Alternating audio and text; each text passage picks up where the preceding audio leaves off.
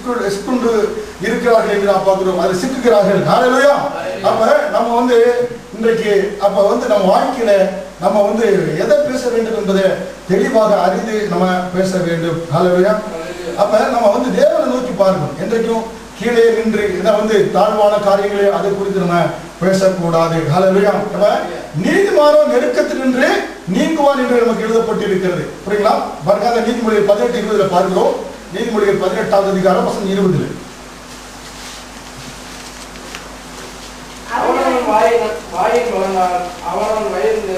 பாருங்க, இதுதான் வாழ்க்கையினுடைய சட்டம். அவனவன் தன் வாயின் பலனால் வயிறு நிரம்பும். இதுதான் வந்து வாழ்க்கையினுடைய சட்டமாக இருக்கிறது. வாயின் பலனால் அவன் திருப்தி அடைவான். இது நம்ம முக்கியம். வந்து பாருங்க, ஒரு சிலருக்கு காரியங்கள் ஒரு மாதிரியும் இன்னொரு சிலருக்கு காரியங்கள் ஏன்னா வந்து வெற்றியாகவும் நடைபெறுவது கிடையாது. புரியுங்களா? கர்த்தர் எல்லாரும் ஒன்று போல நேசிக்கிறார். எல்லாருக்கும் ஆண்டவர் நல்லவராகத்தான் இருக்கிறார். ஒரு சிலரை மட்டும் ஆண்டவர் நேசித்து ஒரு சிலருக்கு நல்ல காரியங்களை கொடுத்து விட்டு மற்றவர்களுக்கு இல்லை.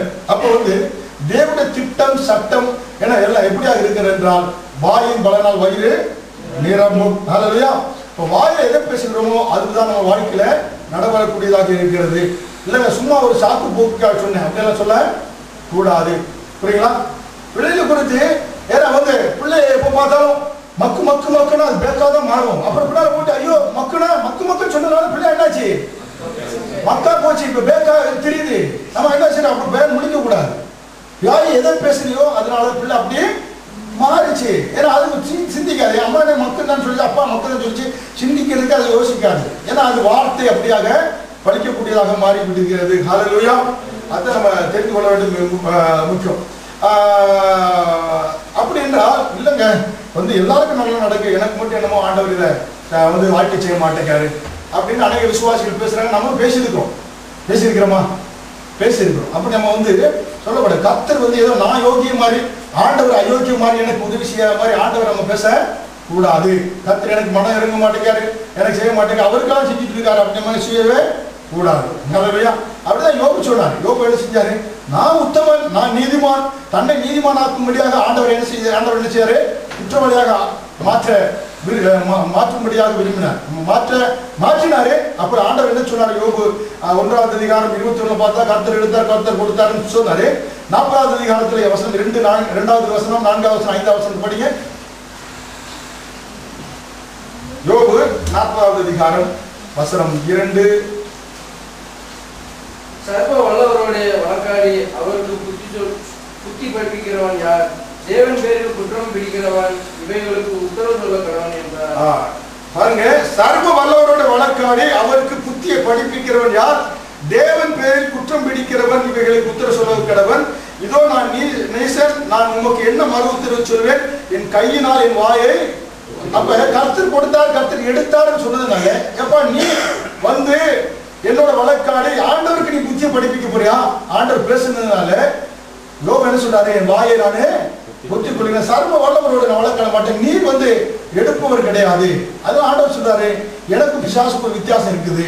யோவான் 10:10 அவன் திருடவும் கொல்லும் அழிக்க வரான், நானும் ஜீவன் உண்டா இருக்கும். ஆனா எனக்கு பிசாசுக்கு ஒரு வித்தியாசம் இருக்கு, நான் வந்து ஜீவனை எடுக்கிறவன் அல்ல. ஏன்னா உன்னோட பிள்ளைகள்லாம் வாலிப பிள்ளைகள், உன்னோட வாலிப பிள்ளைகள்லாம் நான் வந்து கொண்டது கிடையாது. ஏனென்றால் வாலிப வயதிலே என்னையே நான் தியாகம் பண்ணியிருக்கிறேன், வாலிபர்கள் வாழ்ந்திருக்கும்படியாக. இயேசு தன்னையே தியாகம் பண்ணியிருக்கும் போது ஒரு வாலிபனை யோகனுடைய வாலிப பிள்ளைகள் ஆண்டவர் எடுக்க மாட்டாரு. இயேசு கிறிஸ்து பூமியில ஊழியம் செய்த பொழுது தேடி தேடி ஓடி வாலிபர்கள் உயிரோடு எழுப்பினாரு. எத்தனோ லட்சக்கணக்கான மக்கள் அற்புதம் செஞ்சிருக்காரு, அதெல்லாம் எழுதி வைக்கல. நறுக்கென்று 3 பேரை 3 வாலிபர்கள் உயிரோடு எழுப்புவதை எழுதி வச்சிருக்கிறாரு. அப்படி இருக்கின்ற பொழுது யோபுவே என நீ நீதிமான் என்று என்ன குற்றம் படுத்துவதற்கு, என்னை வந்து எனக்கு புத்தி படிப்பதற்கு நீ இப்படி பேசாத என்று ஆண்டவர் சொன்ன பொழுதுதான் யோபுக்கு மண்டையில் இதானது, என் வாயை புத்தி கொள்கிறேன், சர்வ வல்லவரோடு நான் வழக்காட மாட்டேன் என்று சொன்னார். 42வது அதிகாரத்துல வசனம் 3, 4, 5, 6 என்ன சொல்றாரு பாருங்க.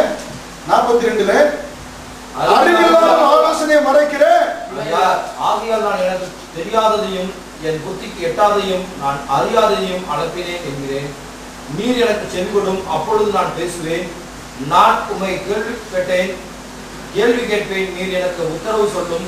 என் காதினால் உம்மை குறித்து கேள்விப்பட்டேன், இப்பொழுது என் கண் உம்மை காண்கிறது. புரியுங்களா? அப்ப என்ன செய்யறாங்க? நம்ம யோக்கியம் மாதிரி ஆண்டவர் அயோக்கியம் மாதிரி நம்ம சொல்லக்கூடாது. கர்த்தர் எனக்கு இதுதான் அனுமதிச்சுட்டு இருக்காரு, ஆண்டவர் தான் இதெல்லாம் கொடுக்குறான்னு சொல்லி என்ன செய்யக்கூடாது, சொல்லக்கூடாது. இப்ப அங்க அது சொன்ன பிறகுதான், யோகு சொன்ன பிறகுதான் அறிவில்லாம நான் பேசிட்டேன் ஆண்டவரே, நீ எடுப்பவர் கிடையாது, ஏன்னா நீ கொடுப்பவர், நீ எடுப்பவர் கிடையாது, அறிவில்லாமல் பேசுனது தான். அதுக்கப்புறம் தான் ஆண்டவர் ரெட்டிப்பான ஆசீர்வாதத்தை கொடுத்தார். புரியுங்களா? அதனால தான் நீங்க புதிய ஏற்பாடு பாருங்க, யோபுவினுடைய பின்னிலைமையை பாருங்கள் என்று வேதத்தில் சொல்லப்பட்டது. யோபு பின்னிலைமை சொன்னாரு, வாயை பூத்தினாரு, ஆண்டவர் அறிவில்லாம சொல்லிட்டு சொன்னதுனால தான் ஆண்டவர் என்ன செஞ்சாரு, ஆண்டவரோட ரெட்டிப்பாக ஆசீர்வதித்தார். அதனால தான் அவர் நண்பர் சொன்னாரு, யோபு போல நீங்க பேசலப்பா, மனம் திரும்பல, அறிவில்லாமல் என்ன பேசிட்டேன்னு சொல்லி நீங்க என்ன எலிப்பாஸ் அவருடைய நண்பர் 3 நபரை பார்த்து ஆண்டவர் நீங்க யோபு போல நீங்க என்ன பேசலன்னு சொல்லி திரும்பி அவங்களுக்கு கடிச்சு கொடுக்குறாங்க. ஹல்லேலூயா.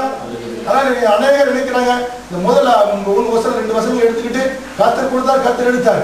புரியுங்களா? போன வாரத்தோட சொன்ன பாருங்க, ஒரு போதர் வந்து வீட்டில் விட்டார், 2ஆவது கல்யாணம் முடிச்சுக்கிட்டு, ஏன்னா இன்னும் உயிரோடு இருக்கும்போது இன்னொன்று சேர்த்துக்கிட்டு இருக்காரு. ஏன்னா கர்த்தர் கொடுத்தாருங்க, கர்த்தர் எடுத்தாரு, இதையும் கொடுத்தாரு, கர்த்தர் கொடுத்தாரு. இந்த வசனத்தை சொல்றாரு. யோபு சொன்னார்ல, கர்த்தர் கொடுத்தாரு, கர்த்தர். ஏன் அவனுக்கு அறிவு இருக்கா, மண்டையில மூளை இருக்கா? ஏன்னா வந்து என்ன எதை பேசுறாரு பாருங்க, வேற தப்பு, ஒவ்வொரு மிஸ்டேக் எவ்வளவு பண்ணிட்டு போயிட்டு இருக்கு. ஏன்னா பக்கத்துல இருந்து கொண்டாடி வச்சுக்கிட்டு என்ன சொல்றாரு, ஏன்னா யோசியா வந்து விபச்சாரி கல்யாணம் முடிச்சு சொல்றாரு, அது மாதிரி செஞ்சேன்னா இந்த 2ஆவது கல்யாணம் முடிச்சுக்காது விபச்சாரியா, என்னென்ன பேசிட்டு இருக்காரு பாருங்க. என்ன வந்து அதுக்கப்புறம் கர்த்தர் கொடுத்தா, கர்த்தர் எடுத்தாரு, யோபு சொன்னார்ல, அது மாதிரி கொடுத்தாரு அப்படின்னு சொல்றாரு. புரியுங்களா? அப்ப நம்ம வாழ்க்கையில வந்து ஆண்டவரை நாம் யோக்கியரா இருந்துட்டு ஆண்டவர் அயோக்கிய மாதிரி நம்ம சொல்லக்கூடாது. ஹல்லேலூயா. அதனால்தான் அவனவன் வாயின் பலனால் வயிறு நிரம்பும். வாழ்க்கை மாற வேண்டும் என்றால் வாயை மாற்ற வேண்டியது அவசியமாக இருக்கிறது. அப்ப நம்ம வாழ்க்கையில வேத வசனத்தை பொறுக்கி எடுத்து நம்ம வாயில் என்ன செய்யணும், வைக்க வேண்டும். பொறுக்கி எடுத்து வாயில பேச இருதயத்தில் என்ன செய்ய வேண்டும், வைக்க வேண்டியது அவசியமாக இருக்கிறது. எப்படி ஒரு பழத்தை எடுத்து அப்படியே ஒரு ஆரஞ்சு பழம் எடுத்தீங்கன்னா சுவைக்கிறீங்களே, அப்ப வசனத்தை எடுத்து ஜூஸ் எப்படி கிரைண்டர் போட்டு மிக்ஸ் பண்ணி குடிக்கிறது போல வசனத்தை பொறுக்கி எடுக்க வேண்டும். ஹல்லேலூயா. யாராவது அவிசுவாசம் பேசினா எங்க சபையில அப்படி சொல்லி கொடுக்கலங்க. நாங்க என்ன வந்து எங்களுக்கு எப்படி வந்து ஆண்டவர் எங்களோட பேசுவார் எங்க சபையில சொல்லி கொடுத்துருக்காங்க. எங்களுக்கு தேவையான வசனத்தை நாங்க வேதத்திலிருந்து பொறுக்கி எடுப்போம், அதை எங்க இருதயத்தில் வைப்போம் சொல்லணும். ஹல்லேலூயா. ஏதாவது ஒரு முறை சொன்னாரு, இந்த ஆன்லைன் சாட்சி சொன்னார். ஏன்னா வந்து நான் வந்து இந்தியாவில் என்னுடைய வந்து ஓய்வுப்பட தங்கச்சிக்கு வந்து பிரசவம், ஆனால் பயந்துட்டு இருக்கு. 2வது பிரசவம் தான் இருந்தாலும் ஐயோ இந்த பிரசவம் எப்படி நடக்குமோ, ஏன்னா ரொம்ப சிசர்ல முடிஞ்சுமோ அப்படின்ட்டு நான் சொல்றேன், இயேசுவின் நாமத்தை பயன்படுத்தி, இயேசுவின் ரத்தத்தை பயன்படுத்தி, இயேசுன்னு சொல்லி உனக்கு சுகப்பிரசவம் உண்டாகுன்னு சொல்றேன். அது அவ்வளவா ரட்சிக்கப்படல, இருந்தாலும் இந்த பிரசவ வழி வர நேரத்துல இயேசுவின் ரத்தம், இயேசுவின் நாமம் சொல்ல சுகப்பிரசவம் வந்துச்சுன்னு சொன்னார். சாட்சி சொன்னார், சுகப்பிரசவம் ஆண்டவர் கொடுத்தார். பாத்தீங்களா? நீங்க கத்துக்கிறீங்க, கத்துதேன்னு சொல்லி மற்றவர்களுக்கு சொல்லணும். புரியுங்களா? திருச்சபையில உங்களுக்கு ஒவ்வொரு காரியத்தையும் கற்றுக் கொடுத்துக்கிட்டு வருகிறோம். திருச்சபை நீங்க சிறு கூட்டமாக இருந்தாலும் நிச்சய வாழ்க்கை வாழ்வதற்கான காரியங்களை சொல்லி கொண்டு வரீங்க. எத்தனை பேர் ஒவ்வொரு வாரமும் ஏன்னா கர்த்தர் கொடுப்பது 7 நாள் உட்காந்து உங்களுக்காக உட்காந்து பொறுக்கி எடுத்து தான் வந்து பேசணும். ஐயா வந்து ரத்னமா சொன்னது மாதிரி ஏன்னா வந்து இந்த புல்பிட்டை வந்து சும்மா வந்து ஏதோ செத்த பிரசங்களை பண்ணுவதற்காக அந்த புல்பிட்டில் நாங்கள் வந்து நிற்பது கிடையாது.